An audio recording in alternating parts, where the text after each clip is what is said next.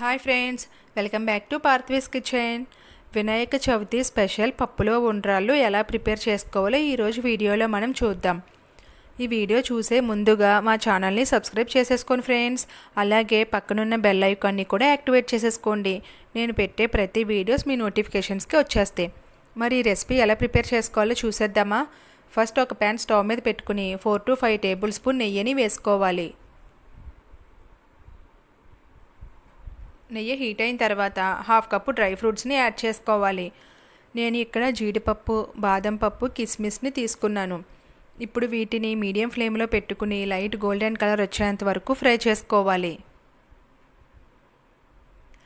Dry fruits ఈ విధంగా fry అయిన తర్వాత ఒక బౌల్లోకి తీసుకుని పక్కన పెట్టుకోవాలి. ఇప్పుడు ఉండ్రాలు చేసుకోవటం కోసం సేమ్ అదే ప్యాన్ స్టవ్ మీద పెట్టుకుని 1 కప్పు వాటర్ని యాడ్ చేసుకోవాలి. ఈ వాటర్లోకి 2 టేబుల్ స్పూన్ షుగర్ని వేసుకోవాలి. షుగర్ వేయటం వల్ల ఉండ్రాళ్ళు చప్పగా లేకుండా స్వీట్గా ఉంటాయి. షుగర్ వద్దు అనుకునే వాళ్ళు బెల్లం కూడా వేసుకోవచ్చు.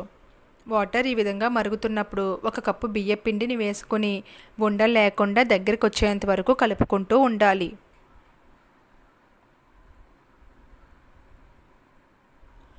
ఒక కప్పు వాటర్కి 1 కప్పు బియ్యం పిండి సరిపోతుంది. వాటర్లోకి బియ్యం పిండి అంతా అబ్జర్వ్ చేసుకునేదాకా బాగా కలుపుకుంటూ ఉండాలి. ఈ విధంగా కలుపుకున్న మిశ్రమాన్ని ఒక ప్లేట్లోకి ట్రాన్స్ఫర్ చేసుకుని చల్లారి పెట్టుకోవాలి. చల్లారిన తర్వాత ఈ విధంగా బాలుగా చేసుకోవాలి. ఇప్పుడు వీడియోలో చూపిస్తున్న విధంగా కొంచెం పిండిని తీసుకుని ఉండ్రాలుగా చేసుకోవాలి.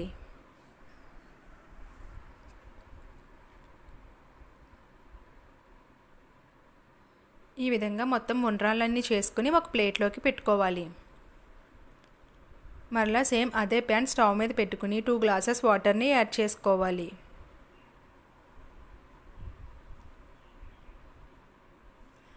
ఈ వాటర్ కొంచెం హీట్ అయిన తర్వాత ముందుగా చేసుకున్న ఉండ్రాల్ని వేసుకోవాలి.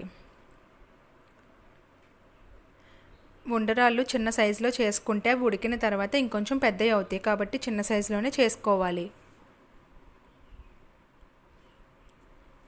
ఉండ్రాళ్ళు ఈ విధంగా ఉడికిన తర్వాత 1 కప్పు బెల్లం తురిమిని వేసుకోవాలి. బియ్యం పిండి ఎంత క్వాంటిటీ తీసుకుంటున్నామో బెల్లం కూడా అంతే క్వాంటిటీ తీసుకోవాలి. ఇప్పుడు బెల్లం మెల్ట్ అయ్యే వరకు బాగా కలుపుకుంటూ ఉండాలి. దీంట్లో పెసరపప్పుని యాడ్ చేసుకోవాలి. ఈ పెసరపప్పుని నేను ముందుగానే ఉడికించుకుని పక్కన పెట్టుకున్నాను. 1 కప్పు పెసరపప్పుకి 2 కప్స్ వాటర్ని వేసుకుని పెసరపప్పుని మెత్తగా ఉడికించుకోవాలి.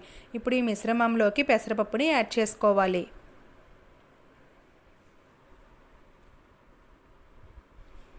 అంతా కలిసేటట్టు ఒకసారి కలుపుకోవాలి.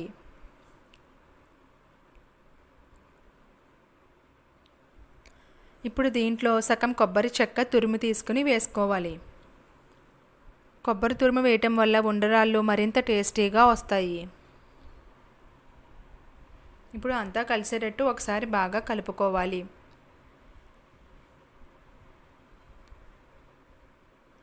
లాస్ట్లో మనం ఫ్రై చేసుకున్న డ్రై ఫ్రూట్స్ని యాడ్ చేసుకుని ఒకసారి కలుపుకొని స్టవ్ ఆఫ్ చేసుకుని దేవుడికి ప్రసాదంగా సమర్పించండి.